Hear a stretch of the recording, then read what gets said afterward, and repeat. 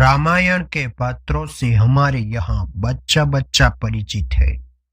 इसका कारण यह है कि हर व्यक्ति के मन, विचार और रुचि को मोहने वाली अनेक कथाएं इसमें बसी है। ऐसी ही कथा है श्री राम के वनवास के समय पत्थर की शिला पर पैर पड़ने पर उसका जीवित स्त्री में बदल जाना। यही अहिल्या थी जो राम के स्पर्श से श्राप मुक्त हो गई है। लेकिन प्रश्न यह उठता है कि अहिल्या को श्राप क्यों मिला? वे पत्थर की शिला कैसे बन गई थी? भारतीय पौराणिक कथाओं के एक विशेषता है कि एक कहानी में दूसरी कहानी मिलकर एक कड़ी बनाती जाती है। अहिल्या की कहानी भी कुछ इसी तरह ही। तो चलिए वीडियो में बात करते हैं कि अहिल्या कौन थी और वो कैसे बन गई थी पत्थर। देवराज इंद्र की यहाँ बुरी नजर थी, जो अहिल्या के सौंदर्य पर आसक्त होकर उनका प्रेम पाने के लिए लालायित हो उठा।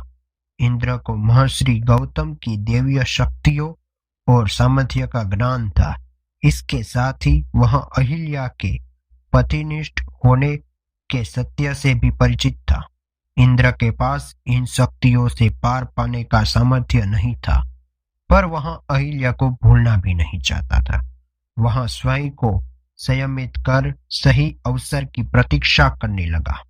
समय अपनी गति से चलता रहा और एक दिन महर्षि गौतम ने अहिल्या से कहा कि उन्हें एक विशेष प्रसिद्धि की प्राप्ति करने के लिए कम से कम 6 महीने तक वन के एकांतवास में तपस्या करनी जाना है। अहिल्या ने उन्हें सहमति देते हुए उनकी प्रतीक्षा करने की बात कहा विदाई कर दिया। इंद्र बस ऐसे ही एक अवसर की प्रतीक्षा जाने कब से कर रहा था। ऋषि के जाते ही वह महर्षि गौतम का वेश धारण कर अहिल्या के पास पहुंच गया। पति को वापस देख जब अहिल्या चौंकी तो उसने प्रेम जताते हुए कहा कि उन्हें सौंदर्य पास ने वन में जाने से असंभव बना दिया, इसलिए तपस्या का विचार छोड़ मैं वापस आ गया। पति की बात सुनकर अहिल्या का मन मयूर नाच उठा और वो दोनों पहले से ही अधिक प्रेम से जीवन का आनंद लेने लगे। देखते ही देखते 6 मास का समय बीत गया और एक दिन अहिल्या ने सुबह सवेरे अपने आंगन में अपने पति की चिर परिचित पुकार सुनी, जबकि ऋषि का रूप धरे इंद्र तब तक सो रहे थे। एक पल में ही अहिल्या को अनर्थ का ज्ञान हो गया। महर्षि गौतम को सामने पाकर अहिल्या पत्ते की तरह कांपते रही, उन्हें चरणों में गिर पड़ी। तब तक इंद्र को भी ऋषि का आने का भान हो गया, तो बिना देरी गवाए वहां से इंद्र भाग गया। ऋषि क्रोध से भर उठे और तुरंत ही उन्हें श्राप दे दिया। जिस स्त्री को अपने पति के स्पर्श का भान न हो वह जीवित नहीं हो सकती। तन और मन से पत्थर की तरह कठोर व्यवहार किया है तो तू भी पत्थर की तरह ही हो जाएगी। ऋषि के श्राप और अपनी अज्ञानता से निराश अहिल्या ने तब अपने पति को रोते हुए समझाया कि आप इतने दिव्य शक्तियों से संपन्न रहे, आप मुझे अकेला छोड़कर गए और बीते 6 महीने में आपको एक बार भी आभास न हुआ कि मेरे साथ कोई छल कर रहा है।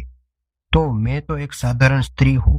मैंने अनजाने में जो अपराध किया, भले ही मैं पराये पुरुष के साथ रही हूँ, पर मेरा मन पवित्र है क्योंकि उस पुरुष को मैंने आप यानी अपना पति मानकर ही अपनाया था। तन और मन दोनों से ही मैं अपने पति के साथ ही थी। अहिल्या की बात सुनकर ऋषि उनसे सहमत हुए और कहा कि अब तो श्राप दिया जा चुका है, उसे वापस नहीं लिया जा सकता। किंतु त्रेता युग में भगवान विष्णु श्री राम के रूप में अवतार लेंगे और वनवास के दौरान तुम्हें स्पर्श करेंगे। उनके स्पर्श से ही तुम्हारा पाप धुलेगा और तुम वापस अपने स्त्री रूप को प्राप्त करोगी।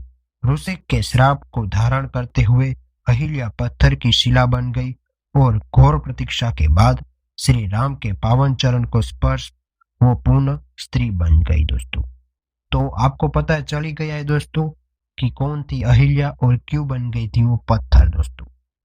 तो आपको वीडियो पसंद आए तो लाइक करना, साथ ही में अपने दोस्तों के साथ भी ये वीडियो शेयर करना। और ऐसे इंटरेस्टिंग वीडियो देखने के लिए हमारे चैनल को सब्सक्राइब कर लेना। उसके बाजू में जो बेल आइकन है उसको प्रेस करके ऑल नोटिफिकेशन पे कर देना। फिलहाल आज के लिए इतना ही। जय श्री कृष्णा।